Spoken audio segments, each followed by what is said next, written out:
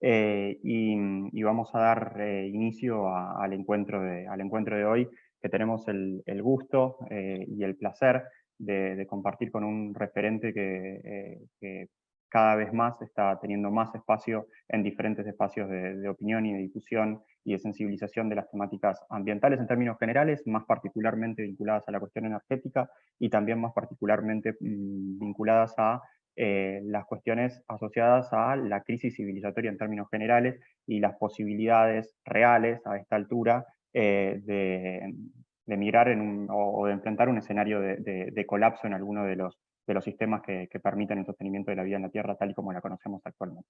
Entonces, para hacer la introducción y pasarle la palabra a Antonio, muy breve, mencionar que el espacio que estamos creando aquí desde el Club de Roma con el ciclo de conversaciones, lo que busca es invitar a referentes de primer ámbito de nivel internacional para que nos ayuden un poco a pensar el escenario actual que enfrenta la civilización, en sentido, insisto, amplio, tratando de acceder a información de muy buena fuente, muy fundada desde un punto de vista cuantitativo de los datos duros que tienen, pero también con mucho análisis conceptual detrás de esos datos. O sea, no simplemente los datos, sino también tratar de analizar qué información sacamos de esos datos.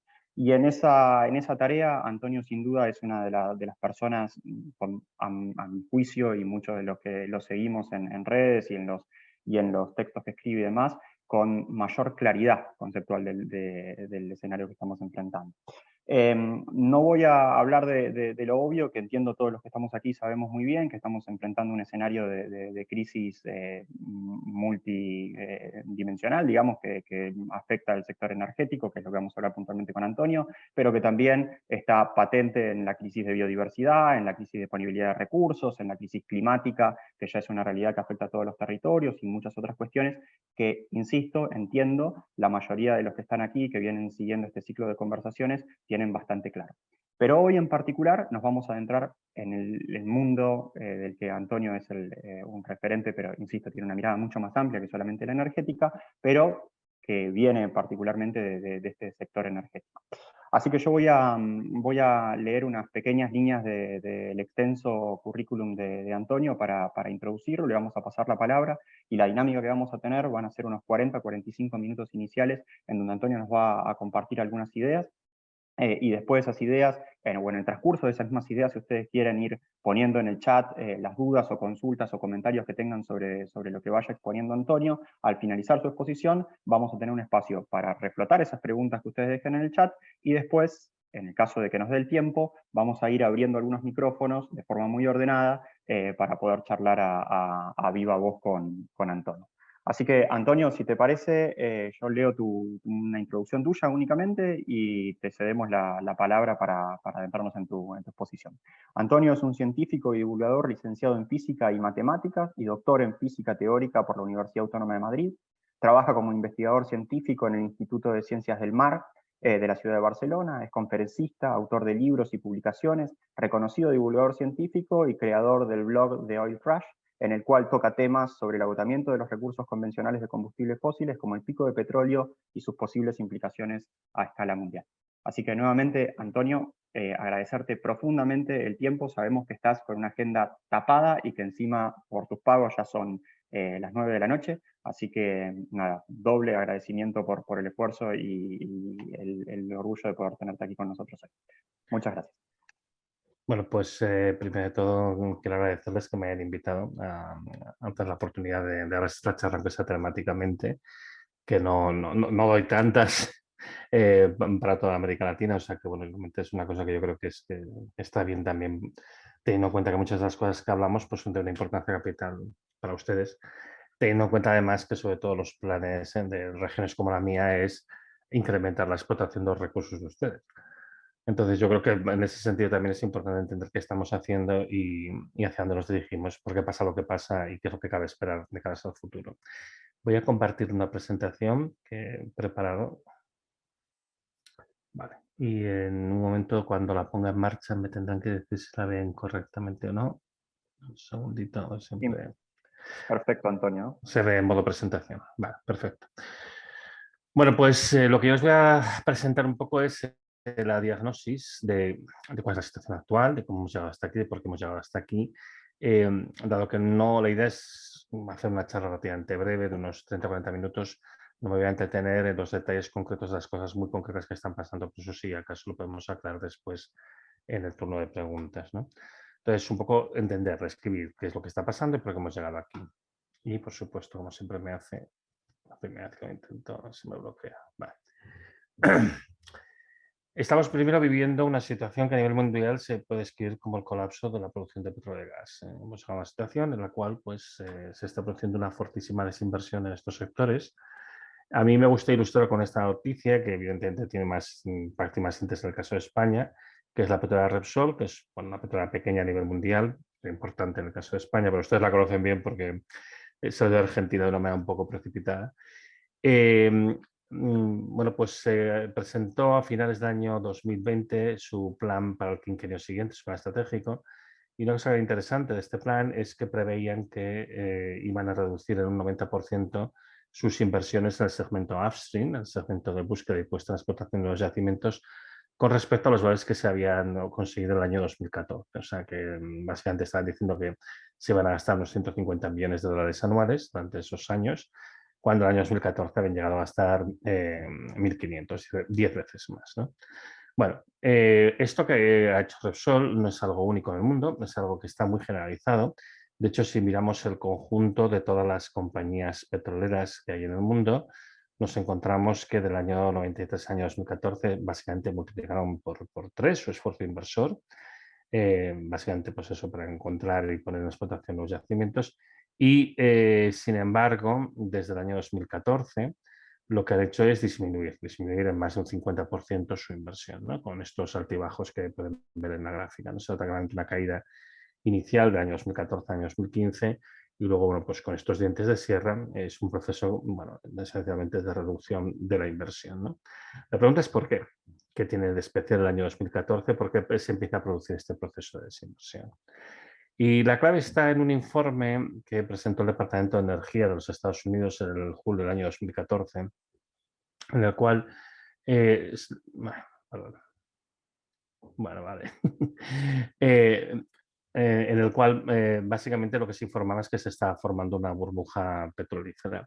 Lo que ven en esta gráfica, de ese informe, es la curva de color verde, corresponde a los ingresos por operaciones de las 127 compañías de petróleo y de gas más grandes de todo el mundo, mientras que la línea azul corresponde a los gastos de estas mismas compañías. Y como pueden ver de manera consistente, desde mediados del 2011 hasta mediados del 2014, que es el momento en el que sale este informe, los gastos operativos superan a los ingresos en más de 110.000 millones de dólares cada año. Es una cantidad realmente desorbitante y esto lo que está reflejando es que, bueno, pues que estaban perdiendo dinero a manos llenas. Esto que pasa en este periodo que va del 2011 al 2014 coincide con el momento en el cual el precio del barril del petróleo está en los valores históricamente más elevados de la serie histórica si miramos los valores medios. Tenemos un pico de precios más importante que se produjo en el año 2008, en julio del 2008, que se llevó a los 147 dólares por barril de Brent. Pero si nos fijamos en los precios medios con medias móviles anualizadas, pues vemos que el precio más alto corresponde justamente a este periodo que va del 2011 al 2014. Y en este periodo, consistentemente, el precio del barril se mantiene siempre por encima de los 100 dólares, típicamente por encima de los 110, y además intenta que no rebase nunca los 120, lo hace un par de ocasiones, pero son momentos que duran muy poco. Y ese valor tope de 120 no es una casualidad, porque tiene mucho que ver con el trabajo que desarrolló el profesor James Hamilton de la Universidad de California en San Diego, que estimó que el precio máximo que la economía estadounidense podía pagar sin entrar en recesión estaba alrededor de los 120 dólares por barril de aquella época. Con lo cual, básicamente había un tope, porque si pasabas ese tope, forzabas una recesión económica mundial. Y por tanto, pues lógicamente, al haber una recesión económica se contra la actividad, cae la demanda y el precio caería. Y lo que se intentaba era mantener el precio pues, alto, pero sin sobrepasar el tope de los 120. Y en ese periodo del 2011 al 2014, con los precios, como digo, históricamente más elevados, los precios medios más elevados de la serie histórica, las compañías petroleras perdían dinero a un ritmo de 110.000 millones de dólares al año. Esto esencialmente lo que nos está diciendo es que no quedan yacimientos que sea rentable explotar. Es decir, el tipo de yacimientos que nos quedan tienen unos costes que son tan elevados que al final, pues, bueno, pues las compañías petroleras no hacen dinero. Y lo que están haciendo de una manera discreta en el conjunto del planeta es desinvertir, reducir sus inversiones. Esto últimamente se empieza a reconocer. Esto, por ejemplo, pues la OPEP hace poco, este mismo año, pues anunciaba que había un proceso de desinversión muy fuerte y que era por ese motivo que ellos no eran capaces de cumplir sus objetivos de producción, que están incumpliendo sistemáticamente. Bueno, ya hay otras compañías que lo que dicen es que desinvierten por la presión de las políticas verdes y demás, pero esto es mentira. Esto, en el año 2013, que es cuando ya se anuncian los planes de desinversión, allá se reconocía que había un problema simplemente de rentabilidad, ¿no?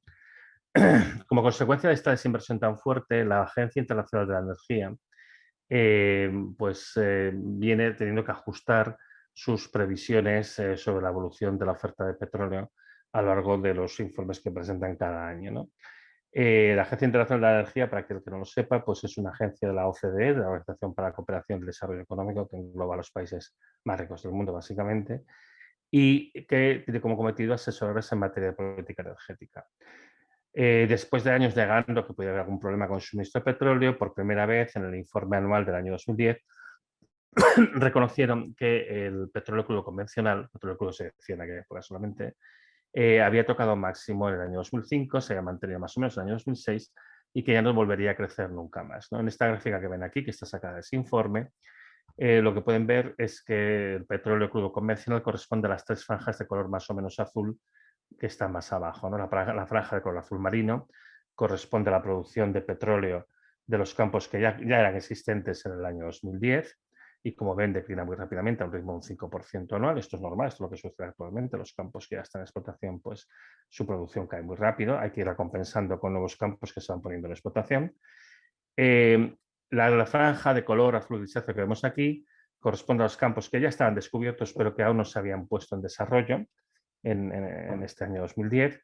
Y por último tenemos la franja de color azul celeste, que corresponde a los campos que, lógicamente, durante este periodo de 25 años que se hace esta previsión, que llega hasta 2035, se encontrarían y se pondrían en explotación, porque continuamente se están buscando y se están encontrando y poniendo en explotación. Y juntando estos tres, pues lo que nos encontraríamos es que la producción de petróleo crudo se mantendría en una meseta, habría tocado los 70 millones de barriles diarios en el año 2005, igual en el 2006, y luego ya bajaría a los 69 y se mantendría perfectamente así hasta el año 2035 en este mismo nivel, ¿no? Bueno, para que la producción total de hidrocarburos líquidos pudiera seguir creciendo, pues tendríamos que contar con la aportación de lo que llaman los líquidos del gas natural, que en un 90% prácticamente pues es una mezcla de butano y propano. Esto va bien para las líneas de producción de plástico, pero no realmente combustible, no tiene demasiado sentido contabilizarlo aquí y a veces la agencia pues lo quita de hecho. Y luego pues estaría lo que se llama los petróleos no convencionales, que en aquella época eran esencialmente biocombustibles y los petróleos extrapesados de Venezuela y de Canadá. Esto es lo que decía la Agencia Internacional de la Energía el año 2010. Hacemos un fast forward hasta el año 2018 y lo que nos encontramos es en este informe nos muestran, por una parte, los escenarios de demanda previstos. Hay que tener en cuenta que los modelos de la Agencia Internacional de la Energía, ellos toman los escenarios de demanda que le dan los escenarios económicos de la OCDE. Eso ya les vienen dados, ¿no? Y claro, intentan aquilatar después la oferta a la demanda que ya les viene prefijada por el escenario económico, ¿no? Y claro, se están encontrando que hay un problema para conseguir que ambas cosas correspondan, ¿no? Entonces, bueno, aquí los escenarios de demanda que tenemos son dos, el de nuevas políticas, que es el escenario de referencia para la Agencia Internacional de la Energía, y otro escenario que es el de desarrollo sostenible, que es la línea de color verde. Y por otra parte nos ponen dos escenarios, pero que no están definidos como tal, que esencialmente es cuánto se piensa que se puede producir de petróleo, básicamente si no hay ninguna inversión en los campos de petróleo, que es lo que se denominaría pues, el declive natural, y si se invierte únicamente para mantener los campos que son actualmente existentes, que es lo que sería el declive observado, ¿no? Y como pueden ver, de aquí al 2025, porque además encima el horizonte de esta gráfica es muy corto, es hasta el 2025, se produciría un desfase entre el escenario de la demanda prevista y el de la demanda realmente que se puede satisfacer, de 34 millones de barriles diarios, ¿no? Sobre una demanda esperada de 100 millones de barriles diarios, con lo cual estarían estimando que se podría producir un desfase de hasta el 34%, que es enorme, ¿eh? Es enorme. Pensemos que cuando la crisis del 2008 la caída del consumo de petróleo fue del 4%, para encontrar caídas tan grandes en la demanda, pues tendríamos que ir a la Segunda Guerra Mundial cuando hubo una caída del 20%, ¿no? Y aquí estamos hablando de un 34%. Esto es un desastre, sin paliativos. De hecho, la propia agencia pues, avisa que se van a producir varios picos de precios de aquí a 2025. Esto, como les digo, esto es una consecuencia de la desinversión tan fuerte que se ha ido produciendo en los últimos años. El año 2020, la Agencia Internacional de Energía nos muestra esta gráfica muy parecida a la anterior, han ampliado el horizonte hasta el 2040 en este caso, y además han coloreado las franjas correspondientes a los escenarios de demanda para que así se vea lleno, no se vea pues, como se veía en la gráfica anterior, que aquí se ve un vacío bastante alarmante, pues para que no se vea alarmante, pues lo rellenan. Esto puede parecer infantil, pero este es el tipo de cosas que se hacen, ¿no? Y bueno, pues tenemos de nuevo dos escenarios, el de referencia, que es el de políticas enunciadas, tenemos el escenario del desarrollo sostenible y de nuevo pues vemos que esta sería la producción de los campos si no se produce ninguna inversión más, que es la línea de color marrón clarito, que como ven cae muy deprisa, escalofriantemente. En el año 2025 habría un desfase de un 50% aproximadamente respecto a la demanda prevista, y si solo se invierte los campos existentes, el desfase sería de un 20%, que también es un desfase realmente tremendo, ¿no? Entonces, bueno, pues esta es un poco la situación, ¿no? Y que puede haber una caída precipitada. En el último informe, que es de hace casi un año, posiblemente el mes que viene, pues ya tendremos un nuevo informe de la Agencia Internacional de la Energía, pues lo que vemos es que en el caso del petróleo han cogido y han pintado, digamos, la franja correspondiente a la producción de los campos de petróleo. Si solo se invierte en mantenimientos existentes, la han pintado de verde y han creado un nuevo escenario que antes no existía, que es lo que se llama el cero neto en el año 2050, ¿no? Entonces, básicamente es un escenario que se basa en un despliegue de energía renovable absolutamente abrumador, que implicaría, entre otras maravillas, pues multiplicar la producción anual de litio por 120 respecto a los valores actuales, o sea, multiplicarla por 120, que se dice pronto. Pensemos que se ha hecho un gran esfuerzo en la última década y la producción mundial se ha multiplicado por 3, que realmente es un esfuerzo colosal. Pues aquí estamos hablando de todavía multiplicarla por un 120 adicional, y las producciones de níquel y de cobalto por 42, barbaridades completamente absurdas, pues la única manera que ellos pueden conseguir que les cuadre los números, ¿no? Y así, pues, como ellos en el fondo están pensando que el escenario que vamos a seguir va a ser básicamente aproximadamente de la curva verde, pues eso me va a decir, bueno, pues esto se puede hacer con estas políticas de descarbonización muy intensas. Fíjense además que en el caso del petróleo ya se observa el pico de producción, que fue el año 2018, ya se observa que ha habido una caída bastante sensible y bueno, pues ahora vamos a ver qué escenario vamos a ir siguiendo durante los próximos años. También de manera bastante interesante muestran por primera vez también una gráfica en la que el gas pues también experimentaría un proceso de caída antes del año 2030, que es línea con lo que estamos esperando, ¿no? Que la producción mundial de gas llegaría a su máximo antes del año 2030 y que empezaría a declinar. ¿Cuál es la situación actual? Bueno, esta gráfica solamente llega hasta marzo, pero bueno, hemos incrementado algo la producción desde marzo, pero está más o menos parecida a esta, puede estar quizá 1 millón de barriles diarios por encima respecto a estos valores, pero tenemos que el máximo de producción de todos los líquidos del petróleo, aquí se está descontando los líquidos del gas natural, porque como digo, no tiene demasiado sentido, pues habría llegado a los 84,5 millones de barriles diarios en el año 2018 y desde entonces, pues bueno, se ha mantenido, como ven, es la que había costado llegar a este valor, ha intentado volver a subir, no lo ha subido. Aquí tenemos evidentemente el parón del inicio de la COVID. Desde entonces, pues hay un proceso de crecimiento, pero en este momento nos estamos manteniendo los niveles de 84, 80,4, 81 millones de barriles diarios, básicamente un 4% por debajo del valor del máximo. Y además estamos viendo que la OPEP no puede incrementar la producción, muchas veces lo que está pasando es que la disminuye, y encima por Rusia pues también va a tener problemas para colocar su petróleo. Bueno, en fin, estamos en una situación en la cual lo que es previsible es que ya empecemos el proceso de descenso de la producción de petróleo. Esto que está pasando con el petróleo y con el gas no solamente pasa con estas materias primas energéticas, pasa también con las demás. Y en el caso concreto del carbón, les muestro aquí una gráfica que es del informe anual de la Agencia Internacional de Energía del año 2014.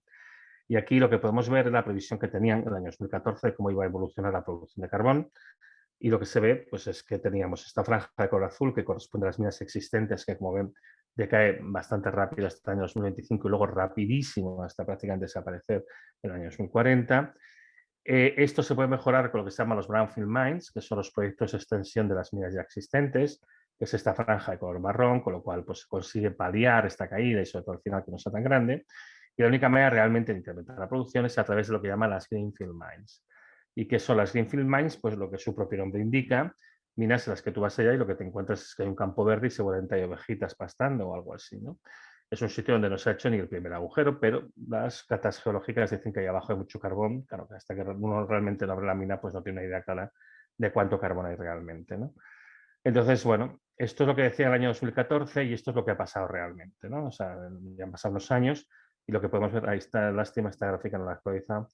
Bueno, pues lo que vemos es que la producción básicamente llegó ya a un valor muy cercano al máximo del año 2014 y se produce un fenómeno habitual cuando la materia prima ya está llegando al máximo, que se produce una meseta ondulante. Vemos que empieza a haber subidas y bajadas alrededor del máximo de la producción de carbón. Ahora mismo el máximo absoluto de la producción de carbón se produjo en el año 2019. Es posible que este año la producción de carbón consiga superar un poco los máximos del 2019, pero claramente esto lo que indica es que ya estamos llegando a los máximos de producción de carbón, porque se empieza a producir este fenómeno de meseta oscilante típico de llegar a los máximos. De momento el máximo que se ha fijado pues, está en el año 2019. La situación es muchísimo peor en el caso del uranio. Esta gráfica también está sacada del informe del año 2014. Y aquí lo que pueden ver es que la curva de color azul más oscuro es la producción de las minas de uranio ya existentes. La franja de color verde, bastante constante, es lo que se llaman los recursos secundarios, que esto esencialmente es el uranio que se extrajo en décadas anteriores y que se está utilizando actualmente en las centrales nucleares. Mayoritariamente es uranio que proviene del desmantelamiento de misiles nucleares, lo cual, bueno, como mismo pues está bien, porque nos quitamos los misiles nucleares de en medio. Y luego tenemos esta franja de color naranja, que es lo que se llama la producción de las minas identificadas, que esto esencialmente corresponde a las Greenfield Mines de antes. Es decir, son minas que aún no se han abierto, pero que, bueno, en principio hay la prospección de que esto va a conseguir aumentar gracias a estas minas novedosas, pues desde el año 2014 había pues eso, la esperanza de que se pudiera aumentar la producción lentamente hasta el año 2025 y a partir de aquí pues empezaría un proceso de declive. Como la demanda de uranio se estimaba en aquel escenario de la OCDE que iba a seguir esta curva de crecimiento continuo, pues a partir del año 2025 la demanda va por aquí, la oferta iría por aquí y bueno, pues entre medias tenemos lo que llaman el supply gap, que es el faltante de suministro, lo pintamos rayado con un rotulador rojo y ya está, ¿no? Que no se ve que aquí hay un hueco, pero aquí esencialmente lo que hay un hueco. Esto es la previsión que se hacía el año 2014, ¿no? en el informe de la Agencia Internacional de la Energía. ¿Y qué es lo que ha pasado realmente? Pues lo que ha pasado es mucho peor, y es que la producción de uranio, como pueden ver, ya empieza a hacer estas oscilaciones típicas de cuando estás llegando al máximo, toca máximo el año 2016 y desde entonces ha caído un 24%. Tengo, lástima, estas gráficas no están actualizadas, tenemos datos de 2021 y lo que se ve es esto, ¿no? Básicamente se ha caído un 24% respecto a los máximos de producción del año 2016, ¿no? Y además todo indica que este año encima va a ser todavía peor, ¿no? Haciendo un poco un resumen de las fuentes de energía no renovables y comparando pues, sus porcentajes de energía con los datos del anuario estadístico de BP del año 2019, tenemos que en el caso del petróleo se habría llegado a su máximo de producción. Si miramos el petróleo crudo convencional, que en el fondo es el hidrocarburo más versátil, y eso tiene importancia después cuando hablemos del refino del diésel, se llegó en el año 2005, hace 17 años ya, esto no acaba de pasar.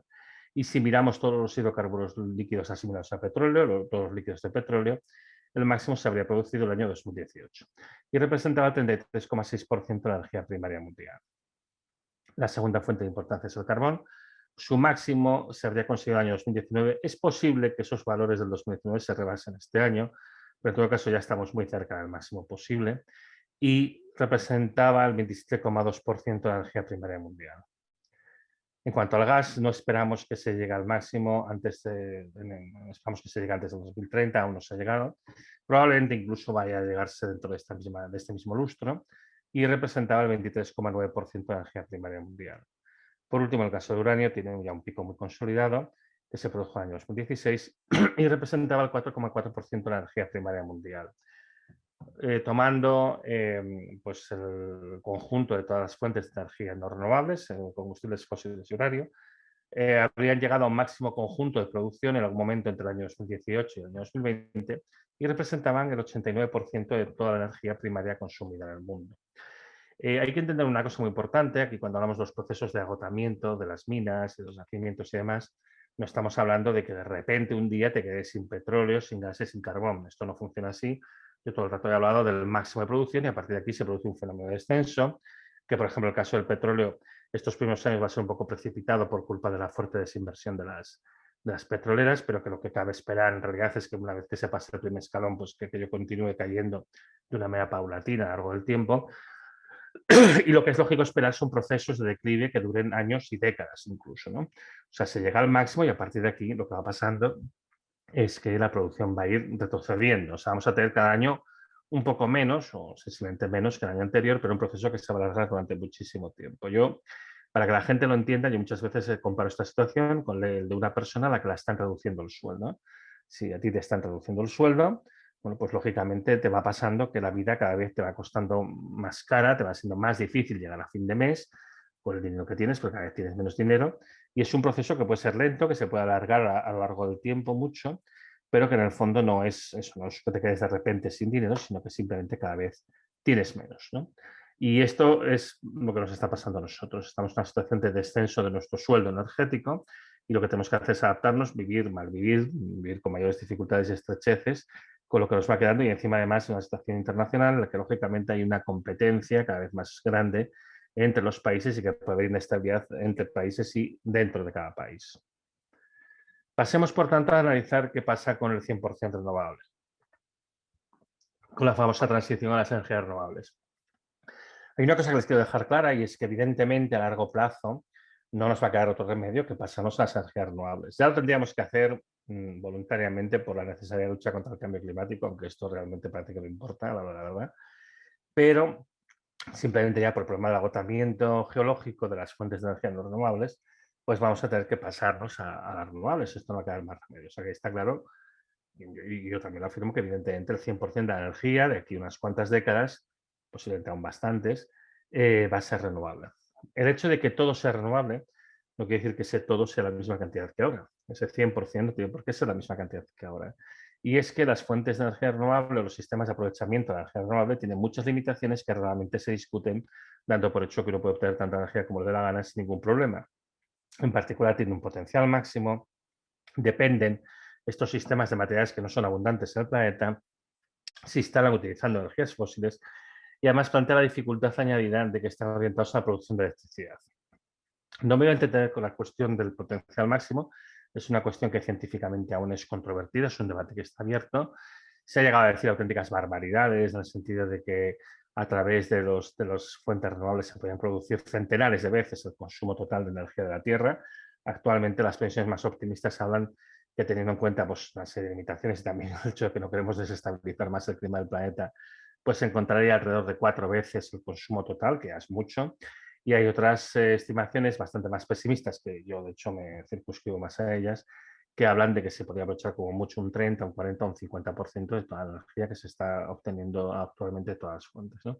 Como les digo, es un debate abierto, en todo caso es un potencial que es finito, no se puede crecer indefinidamente y además en función de que si es menor el potencial, pues nos va a obligar a tener que reducir los niveles. También pensemos que incluso aunque solo podamos disponer de un 40% de la energía que se consume en el día, sigue siendo una cantidad enorme y seguramente más que suficiente para satisfacer las necesidades reales de la población. Para lo que no da, evidentemente, es para seguir creciendo económicamente, que en el fondo pues es el paradigma que nadie puede poner en cuestión. Más importante la cuestión de la escasez de materiales. Aquí siempre cito el trabajo de la profesora Alicia Valero, que es una profesora de la Universidad de Zaragoza y es un referente mundial en el tema del agotamiento de los materiales que se utilizan precisamente en la transición renovable. Y con su grupo pues, ya tiene identificado pues, unos 13 elementos de los cuales pues, las reservas disponibles que tenemos en el planeta pues, no son suficientes para satisfacer los modelos de transición que se quieren hacer, ¿no? Y esto afecta tanto a las placas fotovoltaicas, por ejemplo, a través de la plata que se utiliza en los conectores, pero también afecta a los aerogeneradores, por ejemplo, pues a partir del cobre, porque hay un problema con el cobre. Y luego, por ejemplo, para las baterías, con las limitaciones que hay de litio, de manganeso, de níquel o de cobalto, ¿no? Y luego otros materiales que son necesarios para otros procesos. Esto la propia Agencia Internacional de la Energía sabe que es verdad, sabe que hay un problema de limitación, y así en un informe que sacó en mayo del año pasado, que se llama Materiales Críticos, para la transición energética, pues identificaba que las producciones de muchos materiales tendrían que multiplicarse por valores, bueno, completamente ridículos. Y esto, claro, como lo sacó en mayo, no fue antes del informe de noviembre. Entonces, para que te vean también cómo van cambiando las cosas en unos meses, ¿no? En mayo decían que había que multiplicar la producción de litio por 42, en el informe de noviembre ya hablaban de 120, bueno, en fin, barbaridades, ¿no? Lo que es interesante de este informe, si se lo buscan, es que allí la agencia da una serie de recomendaciones a los países de la OCDE, que es al final quien asesora, da 6 recomendaciones, y una de ellas es que creen reservas estratégicas de estos materiales para poder garantizar su propia transición. Básicamente lo que hace es una llamada al acaparamiento de estos materiales para que los países de la OCDE hagan su transición aunque el resto del mundo no lo pueda hacer. Que por cierto me parece un planteamiento bastante infantil, pero esto es lo que está escrito, vaya. Por último, tenemos la cuestión de la dependencia de los combustibles fósiles en el caso de los sistemas de captación de energía renovable, que se están discutiendo hoy en día, pues eso, la gran eólica con los aerogeneradores, la fotovoltaica e incluso pues, la hidroeléctrica más clásica. Todos estos sistemas, para hacer todos los procesos de extracción de materiales que se necesitan, fabricación, transporte, tanto los diversos sitios hasta el lugar de instalación, luego pues, todos los procesos de despliegue, instalación, mantenimiento y eventualmente desmantelamiento. En todos estos procesos intervienen hoy en día combustibles fósiles, en todos ellos. No se ha conseguido nunca todavía cerrar el ciclo de vida de cualquiera de estas instalaciones utilizando energía únicamente proveniente de los propios sistemas de generación de energía renovable. De hecho, si se hiciera, seguramente sería de una manera más ineficiente y eso incluso podría hacer que estos sistemas no fueran realmente fuentes de energía, sino que fueran sumideros, que se perdiera energía en su proceso, ¿no?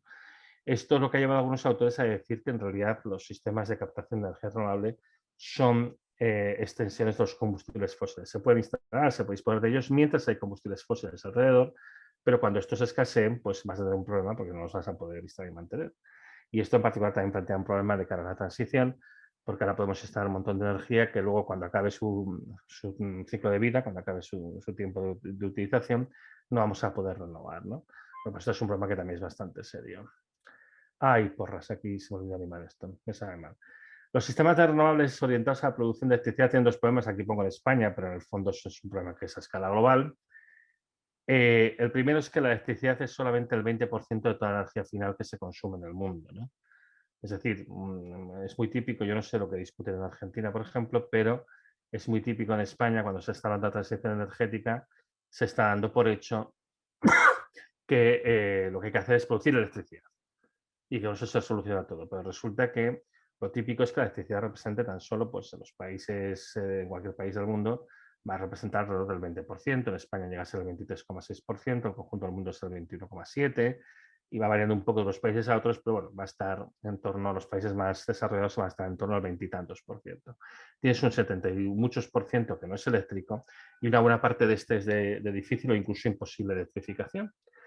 Pero bueno, pues se está dando por hecho que esto se va a hacer sin ningún problema y es bastante discutible. Pero es que además el consumo de electricidad de los países, por ejemplo, de la OCDE, está prácticamente estancado desde el año 2008. Esto que ven aquí en esta gráfica es la producción, la generación de electricidad neta en los países de la Unión Europea durante los últimos años. Y como pueden ver, pues a partir de la crisis del 2008, que evidentemente supone un parón, un punto de inflexión, nunca nos hemos recuperado de lo que pasó el año 2008, pues a partir de aquí la producción de electricidad con algunos altibajos se mantiene bastante estancada, incluso con cierta tendencia a la baja, ¿no? En el caso de España es más descarado, hay una caída bastante grande de aproximadamente el 12%, muy constante cada año, desde el año 2008, ¿no? Entonces estamos hablando de producir más electricidad cuando tampoco parece que haya un incremento en el consumo de electricidad, entre otras cosas porque la electricidad es útil para muchas cosas, pero no vale para todo, ¿no? Entonces, ¿cómo se está planteando que se va a poder hacer el aprovechamiento de la electricidad? Bueno, pues esencialmente con dos cosas, con los coches eléctricos y con el hidrógeno verde, ¿no? Básicamente sean las maneras de poder tomar esta electricidad y utilizarla para las cosas que normalmente utilizamos la energía. En el caso de los coches eléctricos, bueno, pues lo que se está haciendo, sobre todo, esto es muy habitual en España, que se está dando por hecho que vamos a pasar al problema o sea, dejando al margen las limitaciones que tienen los propios sistemas de generación renovable, como hemos comentado, pues que toda la cuestión es simplemente ver cómo vamos a aprovechar la electricidad.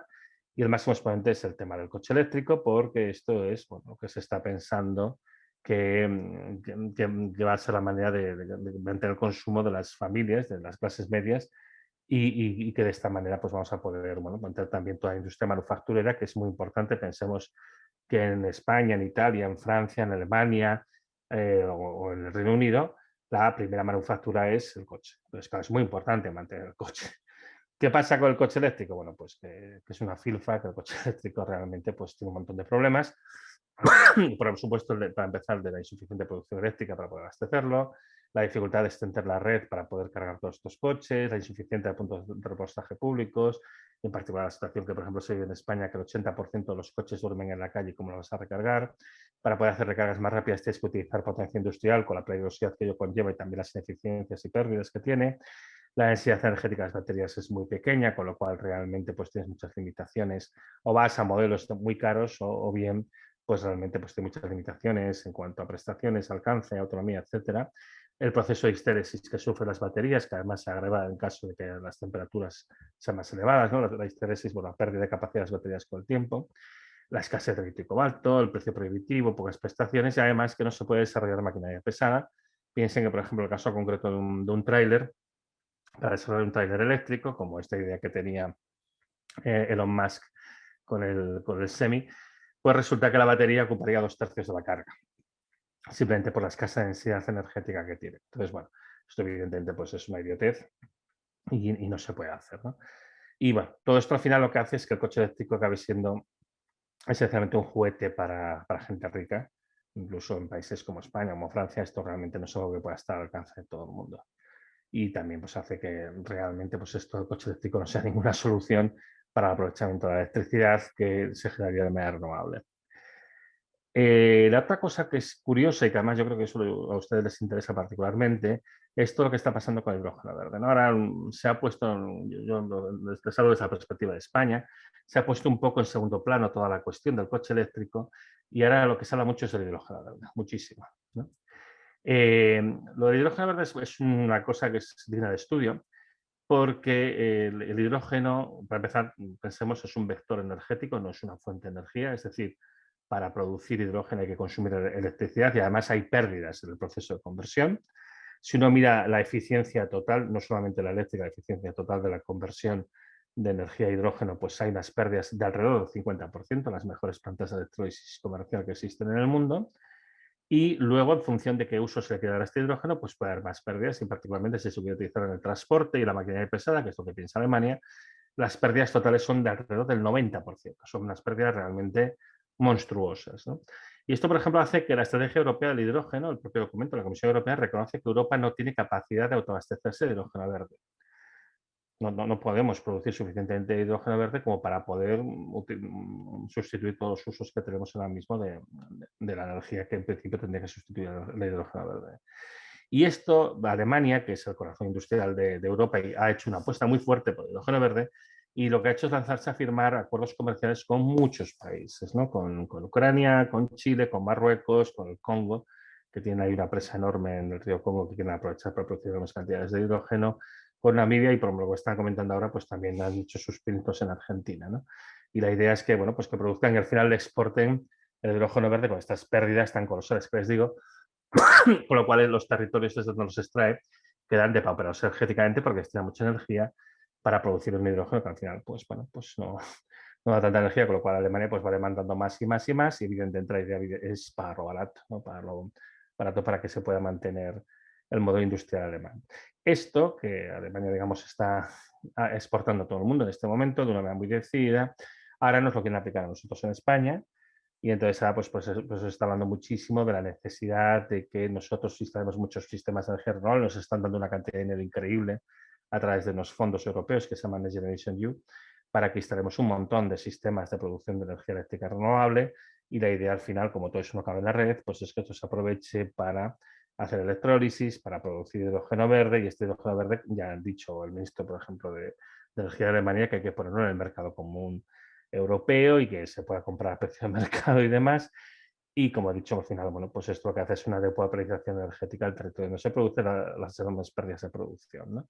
Entonces, bueno, pues evidentemente el plan que hay en Alemania es que España y en general el sur de Europa pues se conviertan en territorios de sacrificio, en colonias energéticas para mantener el modelo industrial alemán, como pretenden hacer evidentemente con el resto del mundo. En realidad, el problema más gordo que tenemos ahora mismo, que es un problema que se habla poco, pero que yo, por ejemplo, sé que en Argentina también les está afectando, es que hay una escasez global muy importante de diésel.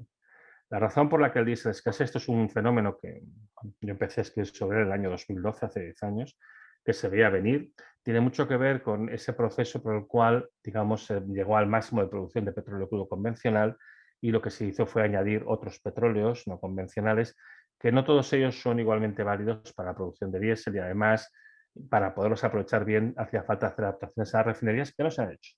Entonces, esto ha llevado a esta situación que viene reflejada en esta gráfica que ven aquí, que llega solo hasta el año pasado, ahora dentro de poco la actualizaremos, que es la producción de gasóleo y de diésel, ¿no?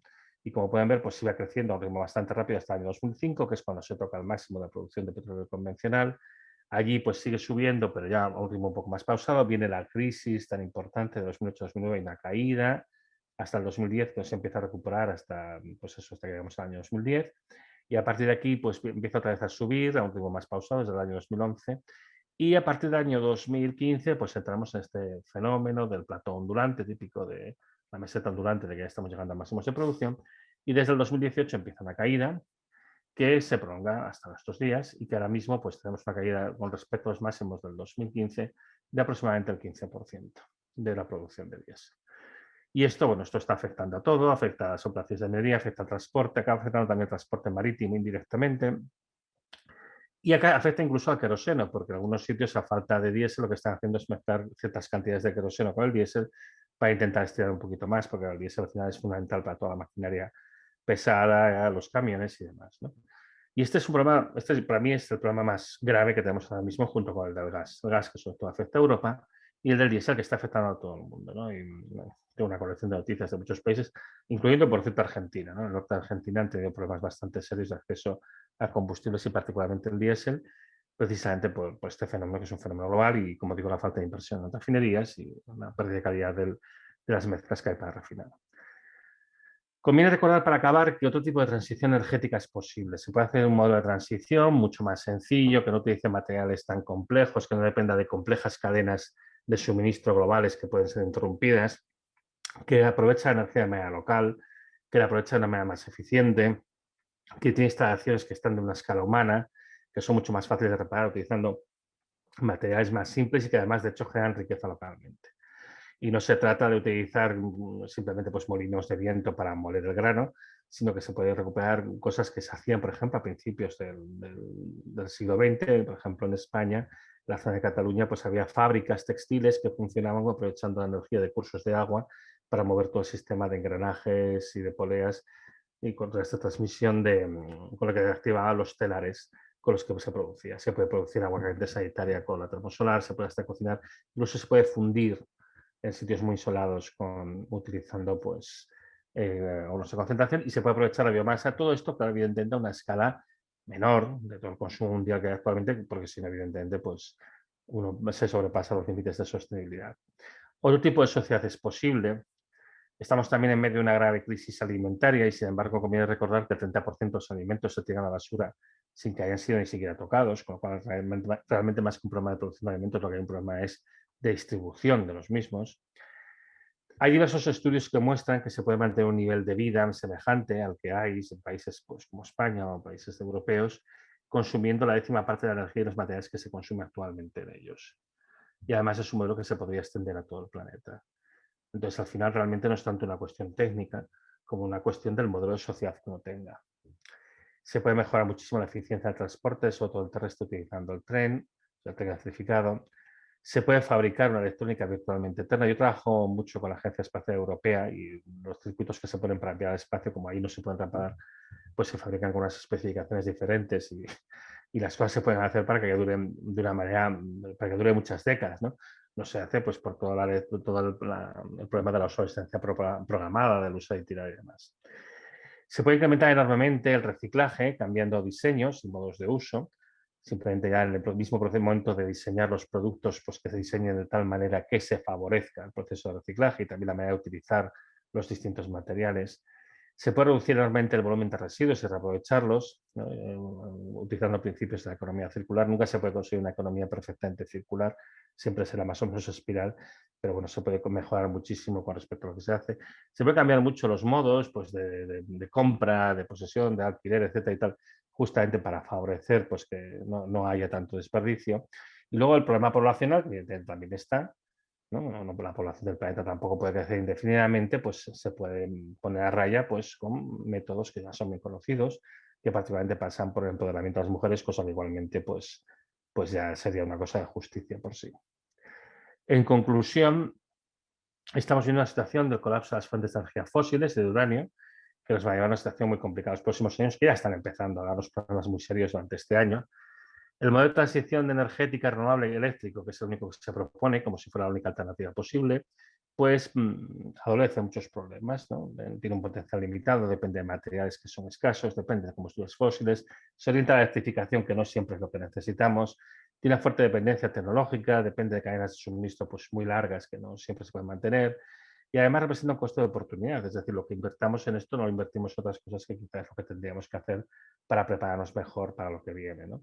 Pero por encima de cualquier otra cosa llega tarde. Ya es muy difícil hacer esto, teniendo en cuenta, por ejemplo, que además los costes están disparados, los costes de los materiales en la situación de hundimiento industrial. Piensen que en el caso concreto de Europa, en este momento han cerrado el 50% de las fábricas de aluminio y de otros metales.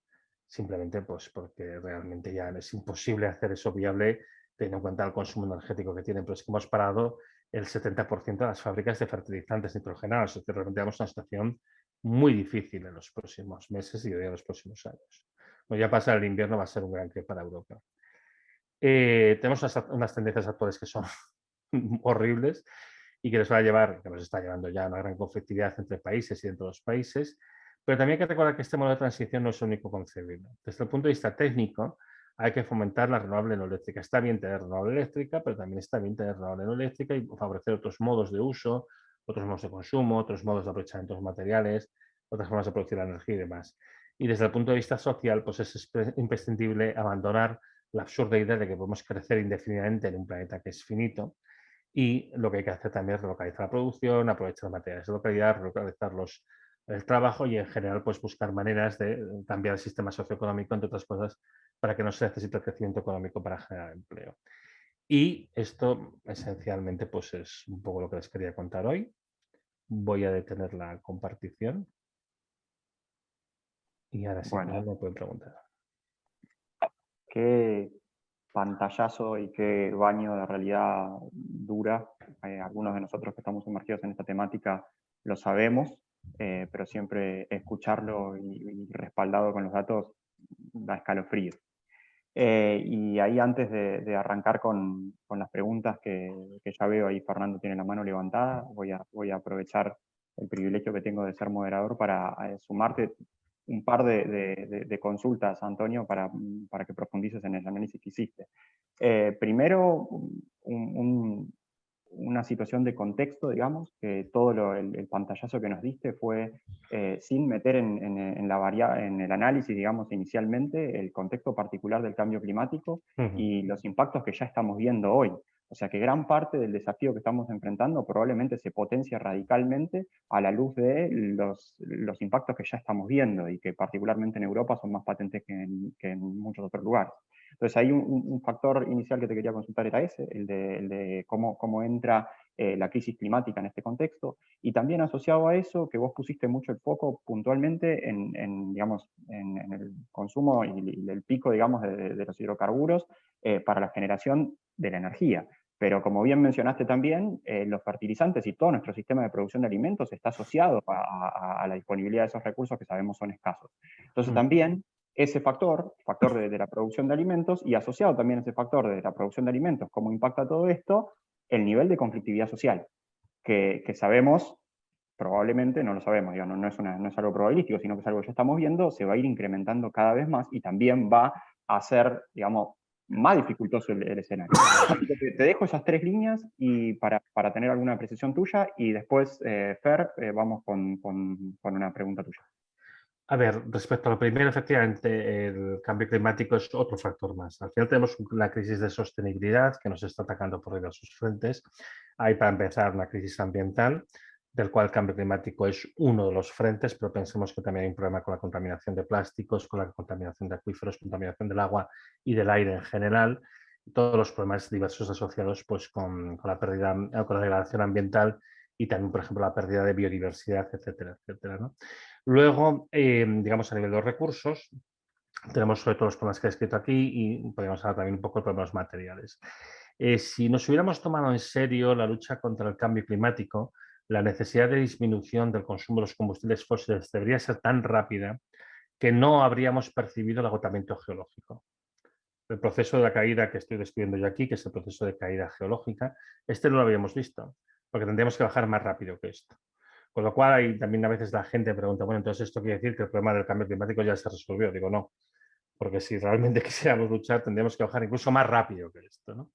Con lo cual, bueno, esto únicamente lo que nos demuestra es que hemos sido diletantes y que al final, pues esta otra caída que era inexorable, que era inevitable, pues nos ha sorprendido porque realmente decíamos que íbamos a reducir, pero no hemos reducido. Piensa que en el caso concreto de Europa, Europa, las emisiones reales que tiene, si uno incluye las emisiones asociadas al comercio, los productos que se consumen en Europa, son un 30% superiores a las declaradas. O sea, Europa realmente produce más CO2 y, bueno, no les digo yo el caso de Estados Unidos porque es todavía más disparatado, ¿no? Entonces, bueno, yo creo que en Europa en general lo que hay es mucha hipocresía. Es decir, aquí nosotros decimos que estamos haciendo un modelo de transición, descarbonizamos nuestra economía, lo que hacemos realmente es externalizar las actividades más contaminantes y además encima imponemos modelos más extractivistas sobre lo que es el sur global, ¿no? Con respecto al tema de los usos no energéticos de las materias primas que he mencionado, esto es cierto. El 14% del petróleo se utiliza para la producción de plásticos y reactivos químicos que son muy importantes. Se utilizan tanto para pesticidas como para medicamentos, como para muchos otros usos. Pero evidentemente lo que ahora mismo está en boca de todos es el tema del gas natural, porque la producción de fertilizantes nitrogenados, del nitrato de amonio, se hace utilizando fundamentalmente gas natural porque es la manera más efectiva para la producción, ¿no? Se puede utilizar también otros combustibles fósiles, pero resulta más sencillo con el gas natural. A los actuales precios del gas natural, y teniendo en cuenta que muchas fábricas están concentradas pues, en Europa, en Estados Unidos, en China y algunos países más, nos estamos encontrando que hay un rápido descenso de la producción de fertilizantes. Que esto a mí me parece temerario, por decirlo más suave. Me parece criminal. O sea, yo creo que teniendo en cuenta la importancia de los alimentos, esto no se puede hacer. Pensemos que la FAO en octubre del año pasado ya hablaba de que íbamos a una crisis alimentaria de grandes proporciones. El Banco Mundial hablaba en marzo, abril, de que estábamos en medio de una catástrofe humanitaria que iba a afectar al 40% de la población del mundo este mismo otoño, el otoño del 2022.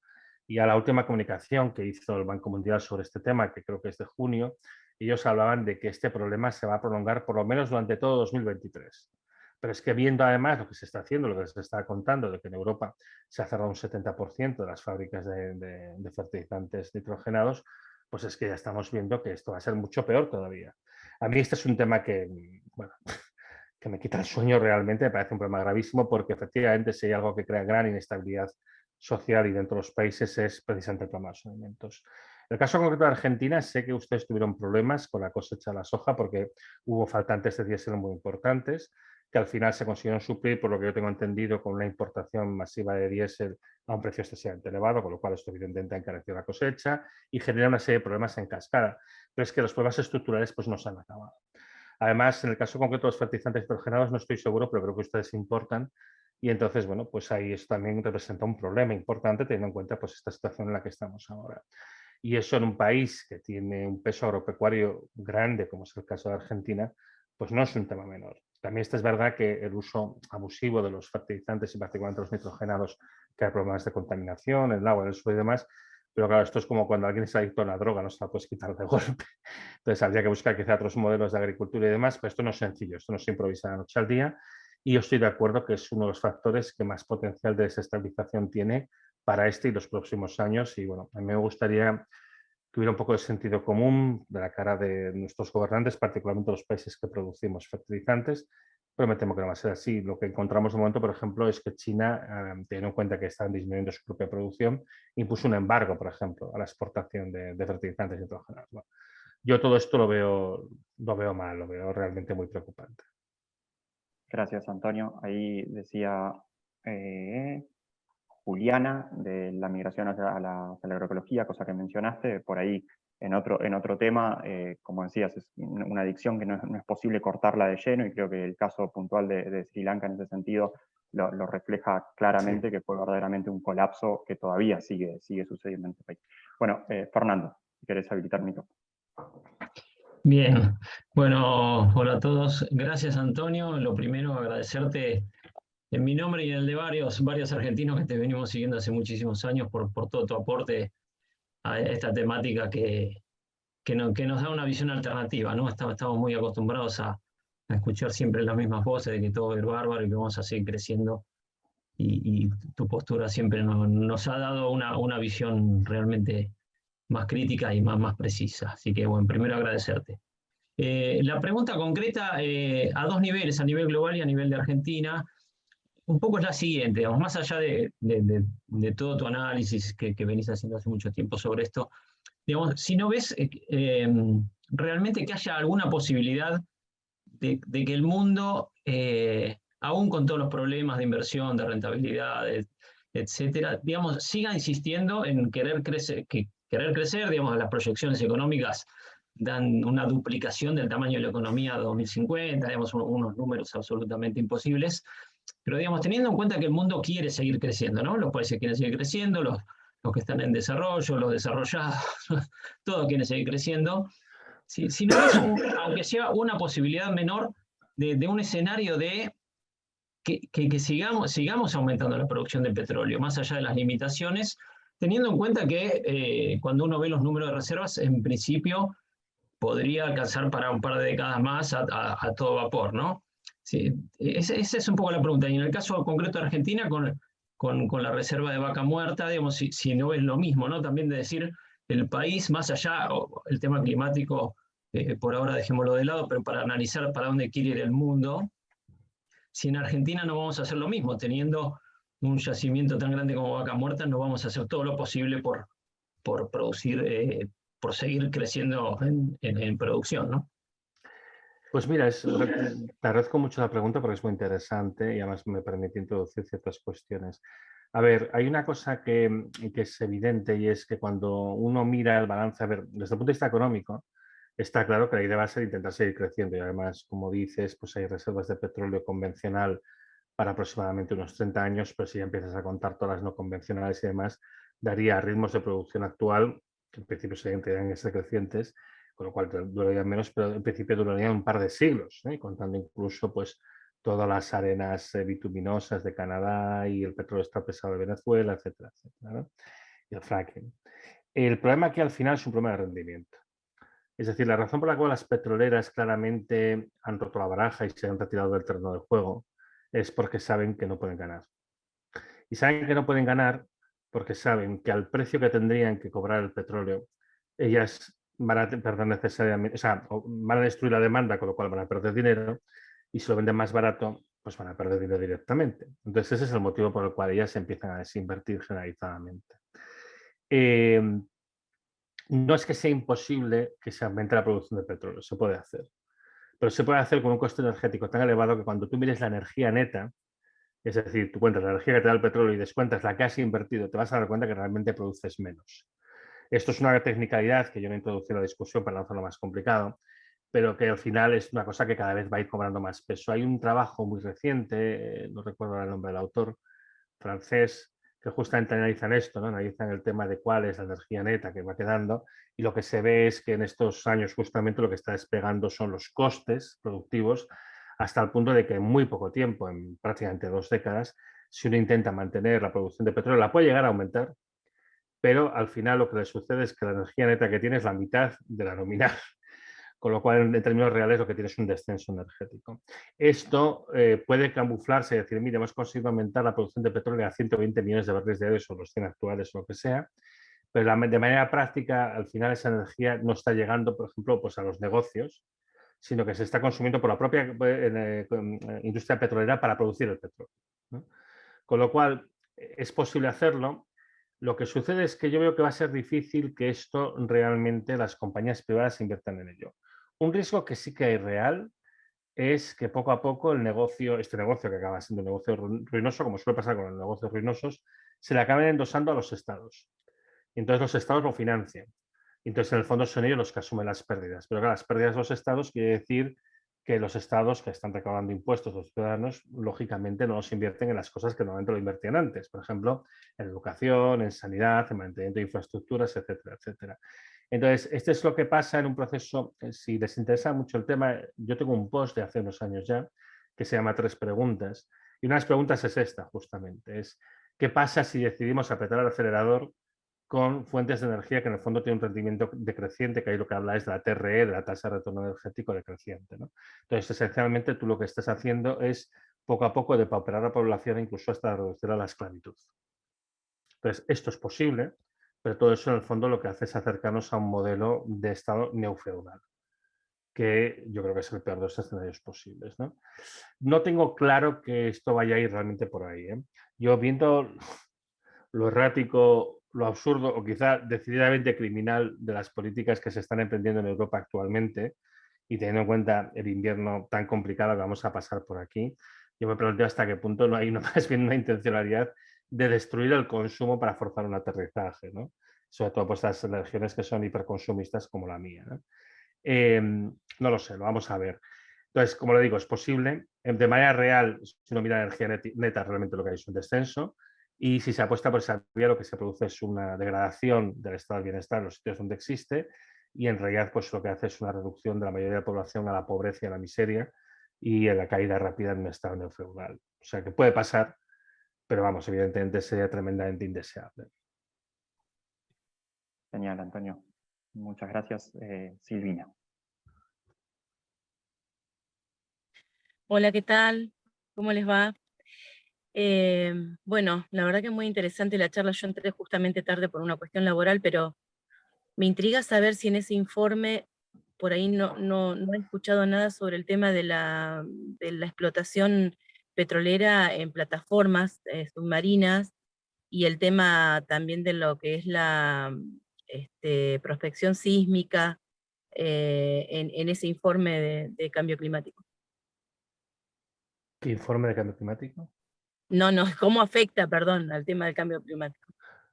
Las explotaciones submarinas. Es Sí, que, sí, pero sí. no he entendido bien. No, No, a perdón, ver, sí, sí. Sí, sí, perdón, dígame. no, está bien, es eso. A ver, el tema de las prospecciones submarinas tienen un problema muy serio y es, contrariamente a lo que pasa con digamos, las explotaciones de los yacimientos en tierra firme de petróleo, ¿no? Es la producción de petróleo en alta mar sigue una curva descendente desde el primer día. Es el perfil más habitual de producción de petróleo en plataformas en alta mar. Y además los ritmos de declive son muy rápidos. Entonces, o bien tienes yacimientos de un tamaño muy grande, o bien realmente no te sale a cuenta. Luego, hay otra cuestión, supongo que tiene que ver con lo que me está preguntando, que es el problema de la sismicidad inducida por las prospecciones en alta mar. Entonces, esto efectivamente es un problema conocido, porque cuando uno hace prospección, muchas veces a veces incluso se hace desde el principio, sobre todo en las explotaciones en alta mar, se hace lo que se llama el Enhanced Salt Recovery, que es la recuperación mejorada del petróleo, que consiste pues en que al mismo tiempo que se va extrayendo el petróleo en pozos adyacentes se va inyectando gas a presión, a veces incluso el propio CO2 o vapor de agua, lo que sea, o líquido, para empujar el petróleo, ¿vale? Entonces, el problema es sobre todo cuando, claro, el mar lo que tienes más a mano es el agua. Entonces, cuando tú estás inyectando agua, lo que estás haciendo al final es lubricar los estratos y favorecer sismicidad. Este es el problema típico que pasa con el fracking. En el fracking se utilizan cantidades enormes de agua y hay una parte de este agua que retorna a la superficie, lo que se llama el agua de retorno, el agua de rechazo, de rebuig, me sale en catalán, el agua de desecho. Y este agua, claro, se acumula en grandes cantidades y al final pues tienen que hacer algo con ella. Entonces muchas veces lo que se hace es reinyectarla de nuevo por debajo de la superficie. Esto no es necesario hacerlo, pero bueno, al final acaba siendo a veces lo práctico, ¿no? y esto ha generado problemas de incrementos de sismicidad en algunos estados de los Estados Unidos donde se ha explotado masivamente el fracking, ¿no? Entonces, el gran problema ambiental que genera en general el tema de la explotación en alta mar es que efectivamente puede generar un incremento de sismicidad. No solo pasa en alta mar, también se puede generar un incremento de sismicidad en tierra adentro. Esto depende de la configuración tectónica geológica de las zonas y demás. Y al final depende también de estas prácticas de reinyección de líquido y demás, ¿no? No sé si lo que me preguntaba iba por aquí o a lo mejor quería otra cosa. El tema del cambio climático, por cierto, tiene mucha conexión con los pozos de fracking, porque muchas veces los pozos de fracking que tienen una rentabilidad pequeña se suelen abandonar, porque piense que un pozo típico de fracking dura poco tiempo, dura unos 5 años, y de hecho los 2 primeros años lo más habitual es que hayan extraído el 80% de lo que va a dar el pozo. Entonces se suelen abandonar, no siempre se sellan bien, además en sitios donde puede haber algo de sismicidad los sellos se pueden romper y dejan escapar metano. Entonces las fugas de metano asociadas a pozos de fracking, tanto en los Estados Unidos como por ejemplo el caso concreto de Argentina también, pues son significativas. Y en el caso de Estados Unidos son muy grandes, ¿no? las asociadas a los pozos de fracking. Entonces, eso también lo que hace es retroalimentar el problema del cambio climático, porque ya saben que el metano es un gas que es más potente para el efecto del cambio climático que el CO2, sobre todo en la perspectiva de pocos años, ¿no? Luego el metano con el tiempo se va degradando la molécula y se convierte en CO2. Pero los primeros años, los 5 primeros años, pues tiene un potencial de generación de cambio climático muy elevado. No recuerdo cuál es el coeficiente, pero hace unos años hablaba de 30, 35, creo que ahora incluso se estima que es superior, o sea que efectivamente incluso acelera más el proceso del cambio climático. Muchas gracias. Gracias, Antonio, nuevamente. Víctor. No te está funcionando el audio, No Víctor. se oye. No sé qué pasa. Él en principio te lo tiene activo, pero lo que pasa es que hay algún problema con... No, Víctor, no se te escucha. No sé si... No se escucha. No sé si querés dejarlo por escrito y leemos tu consulta o comentario, pero no se te está escuchando. ¿Ok? Bueno, mientras tanto, ¿alguien más quiere hacer alguna pregunta o comentario? Si no, mientras tanto yo te sumo otra, Antonio. En relación también, digamos, no sé si decirle voluntad popular, pero sí a los movimientos ciudadanos para generar los cambios necesarios. ¿Cuál es tu apreciación sobre eso? Sobre todo en el ámbito europeo, ponele, donde los estándares de calidad de vida y el bienestar económico que tienen y demás hacen muy difícil, si no imposible, no sé, que no sucedan de otro modo que no sean impuestos por el contexto. Y ahí yo siempre pongo el ejemplo puntual del caso de Francia, que en su momento, cuando fue el tema de las chaquetas amarillas y el intento de Macron, que creo es uno de los pocos líderes políticos por ahí que verdaderamente está tratando de hacer algo en relación a esta cuestión, se encontró con una oposición ciudadana muy, muy fuerte. Y ahora hace poquito también salió con una declaración sobre que ya teníamos que empezar a pensar que la época de la escasez y un periodo de escasez es lo que íbamos a tener que enfrentar todos, y no sé cómo fue recibido por la ciudadanía.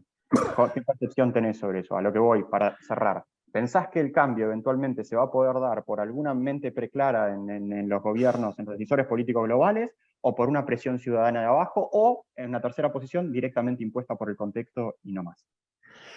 Yo veo que va a ser más bien impuesto por el contexto y además con muchos bandazos y además muy probablemente el riesgo más grande que hay en Europa. A ver, en Europa estamos muy acostumbrados al bienestar. Yo cuando explico estas cosas, a mí últimamente me insultan prácticamente cada día. O sea, esto es lo habitual, ¿no? Simplemente Hola, por hola. explicar. Hola, Sí, ¿ahí se me escucha? ahora se le oye. Ahí está, soy Víctor. Víctor, Gracias, Gonzalo.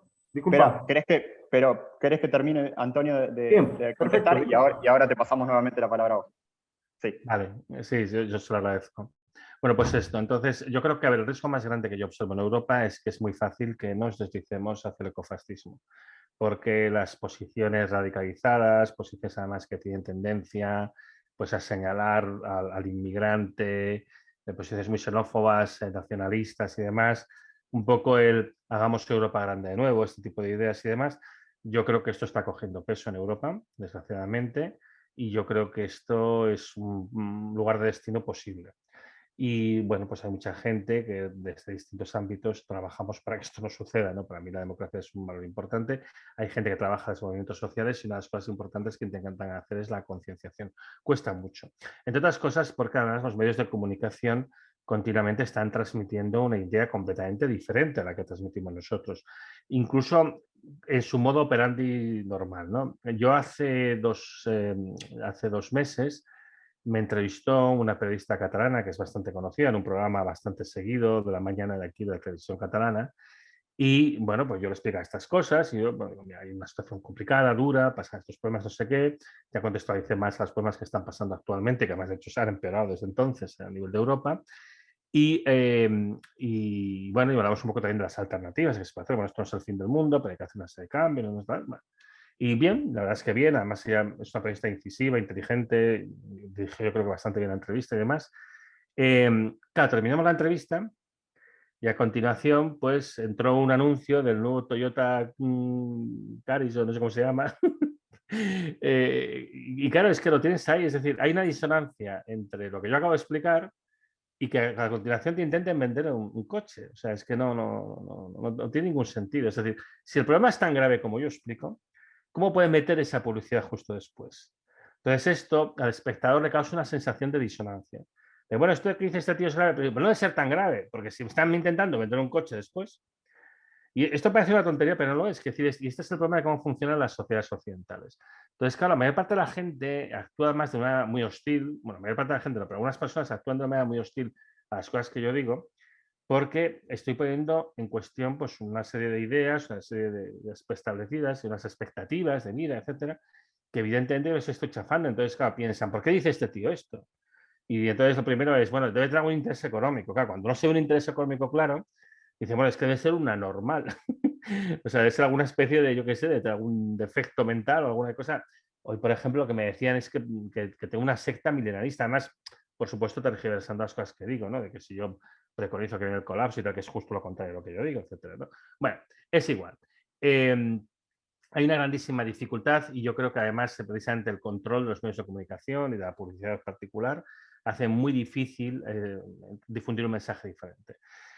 Creo que alguna brecha se ha hecho, creo que algún progreso se está haciendo. Es una lucha que va a ser bastante encarnizada y además, como digo, pues sabemos que en el caso concreto de Europa, a mí lo que más me atormenta en el caso de Europa, porque además yo lo veo clarísimamente y sobre todo ahora que lo que ha hecho Europa es remilitarizarse después de la invasión de Rusia de Ucrania, teóricamente para luchar contra Rusia, pero yo tengo clarísimo que en el fondo se hace de cara a las aventuras coloniales que va a hacer Europa en África. Y entonces a mí esto me atormenta, porque yo creo que esto es lo peor que puede hacer Europa, desde todos los puntos de vista, para empezar a morar, ¿no? Pero bueno, no tengo una demasiada confianza. Me parece fundamental el trabajo que hacen los grupos de base. Yo quiero creer que al final se va a conseguir algo y en ese sentido pues vamos a esforzarnos al máximo para intentar dar una visión y un planteamiento muy diferente al que por desgracia fácilmente podríamos creer. Muchas gracias, Antonio. Ahora sí, Víctor, si querés habilitar tu micrófono. Está silenciado. Ahí está, gracias Gonzalo, muchísimas gracias. Antonio, espectacular lo tuyo, ¿no? Soy profesor de geografía, especialista en cambio climático, ¿no? Me especializo y hay algo que me llama mucho la atención porque, por ejemplo, los hidrocarburos, ¿no? En el mundo, que es también proporcional, no sé si en la misma cantidad, pero van de la mano de la cantidad de plástico que se emite, ¿no? Sí. A mí lo que me llama la atención del cambio climático y la contaminación que va a generar, que genera el cambio climático, es lo siguiente. Primero, que el plástico no es biodegradable, como se nos enseñó durante muchos años, porque no se puede esconder. Si se quema, va al ambiente. Si no se quema, va debajo del suelo. Y si va debajo del suelo, sigue contaminando. No desaparece, bajo ningún punto de vista. Eso por un lado. Lo otro, ¿cómo crees tú, Antonio, o cualquiera de los que están presentes, con qué van a lograr reemplazar el plástico en los años que se vienen? Porque la cantidad de plástico que se emite, ¿sí? Es impresionante. Yo hice acá, relevé datos en la ciudad mía, en La Rioja, en Argentina, y es impresionante. Yo entré a relevar en un supermercado entre potes de shampoo, toallas femeninas, bolsitas de plástico, etcétera, etcétera, etcétera, vasos de yogur, da una cantidad impresionante de lo que se usa de plástico en el mundo. Entonces, y vuelvo a lo mismo, no es biodegradable. El plástico no desaparece bajo ningún punto de vista. Reitero, si lo quemamos, va al ambiente. Si lo enterramos, contaminamos el suelo. Y si lo reciclamos, lo volvemos a utilizar, lo seguimos teniendo al plástico. No vuelve más, es decir, no desaparece. Otra, esa es lo que les quería decir, por un lado, y lo otro que me preocupa es que los foros, los congresos mundiales, yo a veces participo de los foros que entran la ONU, la CEPAL, entre otros, y me llama la atención cuando los países se juntan para hacer acuerdos, pero nosotros somos muy conscientes que esos acuerdos en común que se firman no se pueden poner en práctica en todos los países del mundo, porque las políticas económicas, las políticas de Estado son totalmente diversas. Entonces vamos a distintos ritmos. Seguimos con los ritmos totalmente cambiados y proporcional ahora sí a la economía. Quienes más emiten, quienes más construyen, quienes más crecen, quienes son líderes, son los que más destruyen el planeta. Y la otra, la contaminación no tiene un límite, como tienen los mapas. Acá termina Argentina, acá comienza Paraguay. Es decir, en la atmósfera del clima contamina para todos igual. Y eso es lo más preocupante, ¿no? Y lo mío es con el tema de la basura, porque de lo demás se habló de todo. Yo creo que van a explotar hasta la última gota de petróleo, se va a agotar, y hay todavía mucha reserva, como en Venezuela, Vaca Muerta, entre otras. Entonces, ¿cómo van a reemplazar al plástico?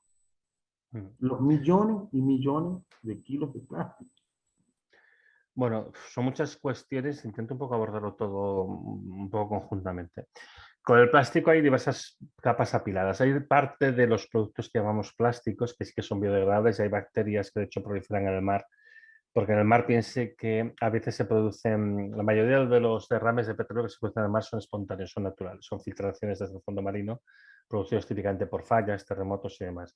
Entonces hay ciertos microorganismos, bacterias, que están especializados en la digestión, en la biodegradación, y esto afecta a unos pocos plásticos. La inmensa mayoría de los plásticos, es como usted dice, no se degrada en absoluto.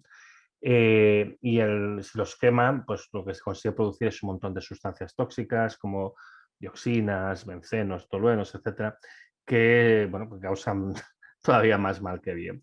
En el caso concreto de los plásticos que han llegado al mar, que esto lo conozco bien porque de hecho es uno de los temas que estamos trabajando. Yo trabajo en el Instituto de Ciencias del Mar y uno de mis compañeros está muy metido en este trabajo y estamos haciendo algunas cosas juntos. Sabemos en este momento, estamos aprendiendo, porque antes no lo sabíamos, cómo se está integrando los plásticos, las islas de plástico que se forman en medio de los giros subtropicales de los grandes océanos, ¿no? Es muy conocida la del Pacífico Norte, pero pasa de hecho en todos los océanos. Pues estas islas son solo un poco la punta del iceberg. Lo que sucede al final es que la meteorización, la destrucción por el viento y el oleaje y demás causa que los plásticos se vayan volviendo cada vez más pequeños, y muchos de los plásticos, cuando ya son muy pequeños, entran en la cadena trófica, son absorbidos por pequeños organismos que luego son comidos por los peces y muchas veces acaban llegando hasta nuestro plato. Y esto al final pues, causa problemas endocrinos de tipo diverso, la población humana y demás, ¿no? Entonces el problema de los plásticos es un problema muy serio. Yo creo que el problema de los plásticos se trata sobre todo reduciendo el uso del plástico. Hay un sobreuso del plástico, se puede reducir. El plástico es una materia prima, es una materia, digamos, muy útil, se puede hacer muchas cosas con él, pero evidentemente se utiliza de manera excesiva, sobre todo con embalajes y demás, y lo que hay que hacer es tender a modelos diferentes. Y yo, por ejemplo, cuando era pequeño, cuando era un niño, pues, por ejemplo, era muy normal que tú ibas a comprar la leche en una botella de cristal y te llevabas la leche y luego devolvías la botella y la limpiaban y la volvían a utilizar. No pesa más, evidentemente es más pensado para comercio de proximidad. El plástico va muy bien para las grandes cadenas de distribución a larga distancia porque pesa mucho menos y es muy suficientemente resistente, pero además es un elemento que, bueno, pues que no es el más idóneo, ¿no? Entonces, en todo caso, yo creo que con la complicación que va a haber los próximos años, esto ya se está viendo en Europa. En Europa una cosa que está pasando ahora mismo es que ha habido un problema también con la producción de plásticos asociado pues, a todos los problemas que estamos teniendo, y ahora es muy habitual que cuando tú compras aquí una bebida, la botella de plástico esté hecha con plástico reciclado, que esto hace tan solo un año era impensable y ahora ya empieza a ser un porcentaje bastante apreciable, ¿no? Aparte que en general aquí la gestión de los residuos y el reciclaje es algo horrible. Muchas veces lo que se hace es se busca países basureros para ir a verter, con perdón, nuestra mierda allí, ¿no? Es que Europa en general hace unas cosas que son tremendas, ¿no?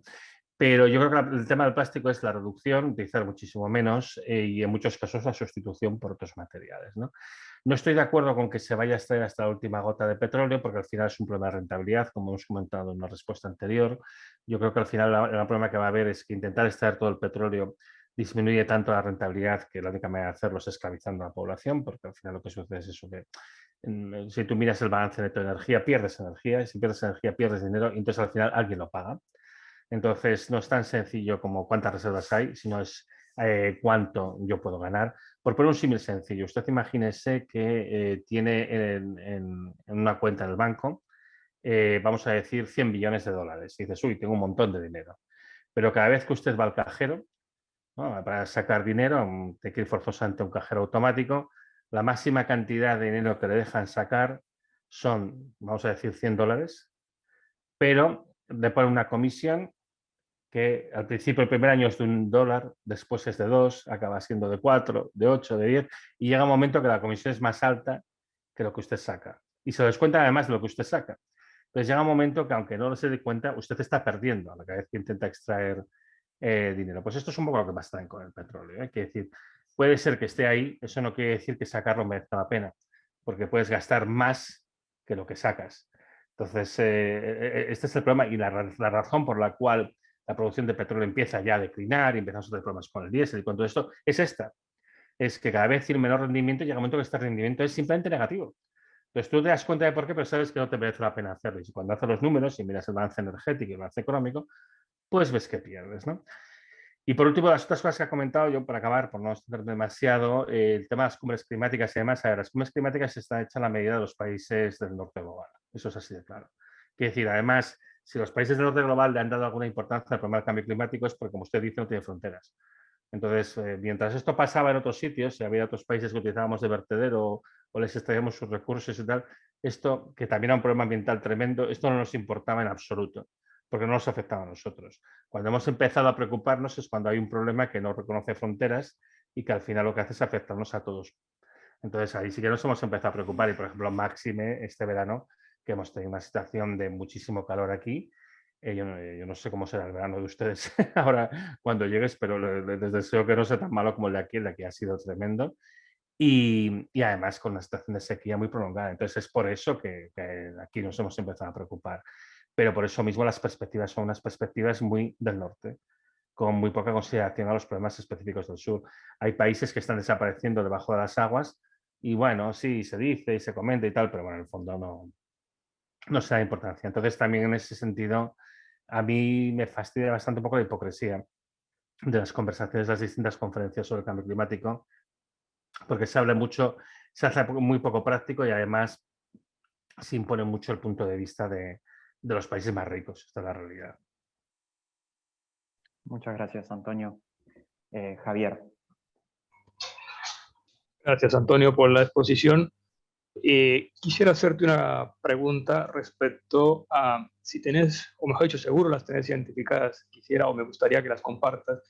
¿Cuáles son las razones por las cuales, contra semejante cúmulo de pruebas de este colapso al que se encamina la civilización, ¿no?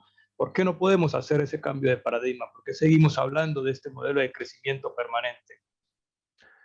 Bueno, pues porque, a ver, el problema fundamental, y esto cuando yo lo digo, ya, bueno, aquí ya saltan todas las alarmas y entonces ya me ponen todos los anatemas posibles, ¿no? El problema final es que nadie puede criticar al capitalismo. Este es el problema fundamental, esta es la realidad. Cuando uno dice que uno puede mantener el crecimiento económico, en el fondo está criticando una cosa que es básica y esencial para el capitalismo. A veces se dice que el capitalismo pues, es un sistema económico de libre mercado basado en la propiedad privada, cosas que son ciertas, pero eso no es lo que caracteriza al capitalismo. Había sistemas económicos anteriores que también tenían libre mercado, más o menos, y que también tenían propiedad privada. Lo que realmente caracteriza al capitalismo es el hecho de que el capital tiene derecho a retribución, lo que se llama la tasa de ganancia del capital, ¿vale? Y entonces esto es lo que de hecho nos obliga a crecer continuamente, ¿no? La razón por la cual el Producto Interior Bruto tiene que crecer cada año, porque además si no, no se genera empleo y demás, es porque es una necesidad del capital, del crecimiento del capital, ¿no? Entonces, también una cosa que muchas veces la gente no entiende es que sin crecimiento no hay capitalismo, hay otra cosa. Hay otro sistema económico, pero no es capitalismo. El capitalismo requiere del crecimiento. No se puede criticar el capitalismo. Yo estoy seguro de que las personas que me están escuchando ahora, algunos se pueden sentir incómodos porque yo estoy hablando tan claramente y directamente de que el problema es el capitalismo. Porque todos estamos educados de una cierta manera y todos sabemos que, hombre, hacer una pequeña crítica así de paso, pues vale. Pero ya empezar a poner demasiado el acento, eso está mal. Entonces, el gran problema es que no estamos dispuestos a abandonar el paradigma del capitalismo. No estamos dispuestos. Y esto ningún representante político va a pasar por ahí. No va a pasar por el hecho de que se tenga que abandonar el capitalismo, a decirlo tan abiertamente, porque además, evidentemente, incluso que si tú vas a un partido de gobierno y tú vas y dices esto, pues obviamente la oposición se te va a tirar encima y te va a decir que tú estás en contra del progreso y del crecimiento. O sea, porque además se identifica crecimiento económico con progreso y bienestar. Eso es una falacia, de hecho, porque además, de hecho, hay muchos estudios que muestran que a partir de un cierto nivel el crecimiento económico genera más malestar y destrucción y demás, pero está tan imbricado, está tan culturalmente asentado que realmente hace falta romper ese paradigma cultural. ¿Qué es lo que necesitamos? Un cambio cultural, una transformación cultural que nos permita superar el capitalismo. Yo muchas veces lo que digo es que no se trata de destruir el capitalismo. El capitalismo para mí me parece que es un proceso evolutivo natural en la historia de la humanidad, que yo creo que ha traído algunas cosas positivas, ha traído también, evidentemente, muchas cosas negativas, y lo que hay que hacer ahora simplemente es crecer, superarlo e ir a otro sistema económico que, bueno, que tiene que ser diferente, sobre todo que el punto clave está en que no necesita el crecimiento. Por supuesto, por cierto, porque además también a veces cuando uno habla del capitalismo, pues la gente dice, por lo contrario, el capitalismo es el comunismo. Pues no es lo contrario, porque los sistemas comunistas que hemos visto en este planeta, pues también hay sistemas productivistas, crecentistas, y adolecen exactamente de los mismos problemas que el capitalismo, y encima además, como son autoritarios, pues encima sin democracia, o sea que todavía peor, ¿no? No, lo contrario del capitalismo, porque además no se está buscando el contrario, se está buscando lo que lo mejora, ¿no? Lo que lo supera. Y ahí está la gran dificultad de hacer esta construcción. Entonces, la razón por la cual nos precipitamos con firme paso hacia el colapso es porque estamos haciendo los mismos errores que cometieron 26 civilizaciones antes que nosotros que llegaron al colapso, en algunos casos completo. Y es que nos estamos entestando, nos estamos encabezonando con una idea equivocada, que es la que nos lleva a nuestra perdición. Nuestra idea equivocada en este caso es que podemos crecer infinitamente en un planeta finito. Entonces, esencialmente, esto es como si nos hubiéramos agarrado a una piedra y nos tiran en medio de un lago. Nos estamos ahogando, ¿no? Entonces, pero en el fondo, esto pasa con todos los procesos de colapso. Los colapsos son daños autoinfligidos que se hacen a las sociedades, pero que algunas sociedades que son capaces de reconocerlo son capaces de revertir la situación y mejorar. Y es que es tan sencillo como soltar la piedra. Porque la piedra la estamos agarrando nosotros, no estamos atados a ella. El problema es que estamos agarrados muy fuerte porque estamos muy convencidos de que esta piedra es nuestra salvación. Y si lo de la piedra les puede parecer ridículo, imagínense que en vez de ser una piedra simplemente fuera una enorme pepita de oro. Entonces yo creo que la gente también entiende mejor por qué motivo nos agarramos con tanta fuerza a ella. Porque pensamos que toda esta riqueza y bienestar es lo que depende de tener esa pepita. Pero al final esta pepita nos está arrastrando al fondo y nos vamos a ahogar, nos vamos a morir, no vamos a poder disfrutar de ella, ¿no? Pues toda la situación que pasa con los procesos de colapso. Hay que entender que hace falta abandonar aquello que nos está arrastrando al fondo, que hace falta un paradigma diferente, hace falta vivir de una manera diferente, hace falta producir y relacionarse con el planeta de una manera diferente. Sabemos que tenemos un montón de problemas ambientales, sabemos que tenemos un montón de problemas de contaminación desde hace muchísimo tiempo, todos somos conscientes. Hace falta abandonar este paradigma y hace falta ir a un paradigma que sea realmente sostenible. Yo, en todo este tiempo, y particularmente desde que estuve en el Senado de España el año pasado, he tenido muchos contactos, por ejemplo, incluso con empresas españolas, medianas, alguna un poco grande y demás. En general, las empresas que se dedican al sector productivo, que están pasándolo mal, porque evidentemente todo se ha encarecido y demás, cuando explicas estas cosas, de bueno, los cambios que se tienen que hacer y demás, están bastante por la labor. Porque ya lo que quieren es, el que produce algo, ama producir algo, le gusta hacer aquello. Y lo que intentan es ver la manera que pueden seguir en el negocio y pueden seguir trabajando y seguir haciendo cosas, ¿no? Entonces, las empresas productivas normalmente son las que menos problemas tienen para aceptar estas ideas. Es simplemente ver de qué manera podemos hacerlo, de que pueda seguir haciendo negocio, pueda seguir trabajando, pueda seguir haciendo cosas y tal, sin necesidad de tener crecimiento. El problema está en las empresas financieras. Entonces, hasta que no nos demos cuenta que lo que hace falta es un cambio radical del sistema financiero, pues yo creo que vamos a seguir avanzando con paso firme, pues vamos a seguir bien agarrados a la pepita de oro que nos está arrastrando al fondo del lago. Impecable, Antonio. Yo ahí te sumo otra consulta más, ya sé que estamos 5 minutos pasados del tiempo del reglamento y que allá es bastante tarde, así que vamos a tratar de liberarte. pero te quería consultar por tu apreciación sobre el rol de la ciencia. Hace poquito salió un paper de un grupo de estudios de la Universidad de Cambridge que decía sobre la necesidad de que la ciencia empiece a hablar claramente sobre el riesgo posible de un colapso, y que es algo que hasta ahora no lo vino haciendo. Incluso hasta el más agorero de los informes del IPCC no termina de decir claramente qué es lo que está pasando. Y eso me parece, bueno, el Club de Roma en los años 70, cuando sacó el informe del límite de crecimiento, dijo esto tiene que cambiar en el año 75. O sea, la proyección decía, a partir del 75 ya tiene que empezar a cambiar todo. Y han pasado 50 años y todavía no ha cambiado. Entonces ahí consultarte tu apreciación sobre qué tan, digamos, a la altura de los desafíos está la ciencia, más allá de que es la que nos está guiando el camino y advirtiendo un montón de cosas. ¿Pensás que debería hacer algo más o no? Con la ciencia hay un problema. La ciencia no deja de ser una actividad humana y los científicos somos humanos, nos equivocamos, tenemos defectos y demás. Yo creo que el problema fundamental con la ciencia es que en este momento yo me encuentro con mis compañeros, ¿no? Hablamos de muchas cosas y demás.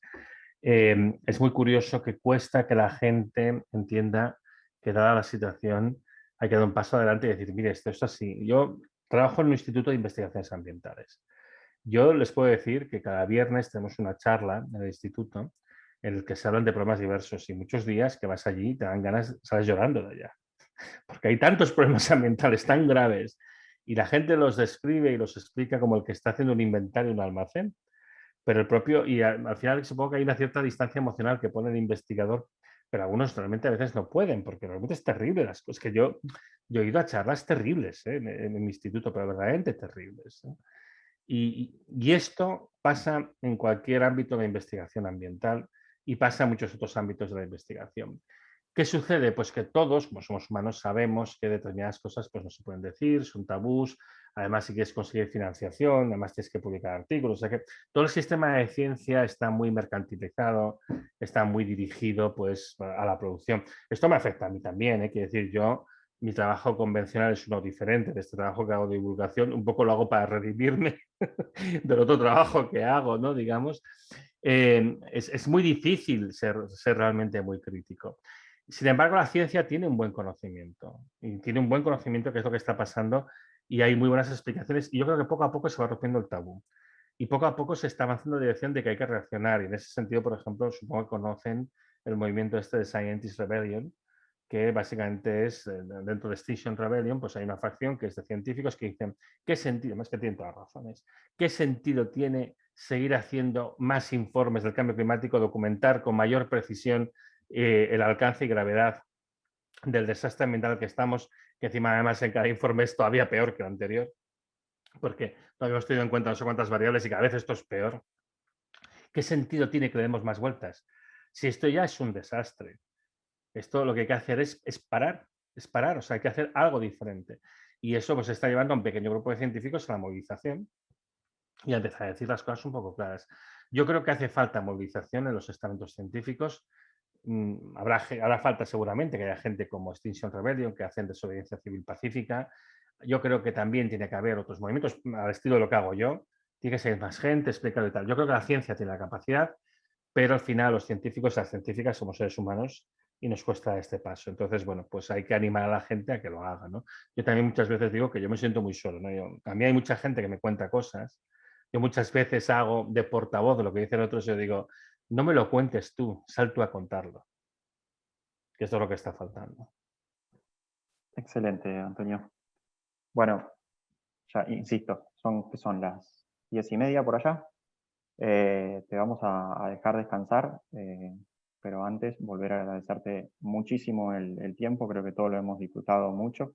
Nos ha servido la información que nos has compartido y el análisis sobre esta información sobre todo. Así que vamos a procurar volver a invitarte varias veces. Sé que sabemos que estás tironeado de todos lados, pero vamos a seguir haciendo el intento cada vez para encontrar agenda mejor, encontrar huecos en tu agenda para volver a tener otros diálogos y profundizar sobre muchos otros temas, porque yo ya te digo, te he leído y escuchado en varias oportunidades y sé que ahora hicimos simplemente un pantallazo muy general sobre una cuestión, pero sobre cada uno de esos temas se puede hurgar y profundizar muchísimo. Así que si te sentís cómodo con la invitación, te vamos a volver a invitar en el futuro.